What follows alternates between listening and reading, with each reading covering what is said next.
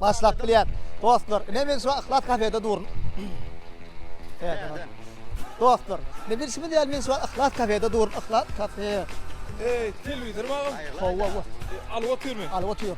Hayır kanalını diye ağam. Ey, reklamda da oturuyor. Geçtene miydi? Ha, neçede diye ağam? Ay, ho, par geçtene.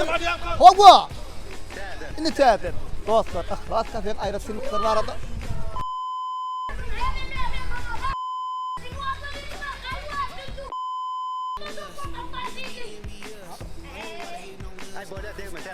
Bolya. Dostlar, ne Ihlat kafe var arada aydarımda. Ay ağam! Bir reklam etme koyay da. Hemen reklam afav. Pastavkalar giyeceğe kalıyor o. Al şu diyelim al. Üstüne numara var. 30 bir kroyun ettir. Al o kem buraya. BEP, we reppin' it, so turn me up.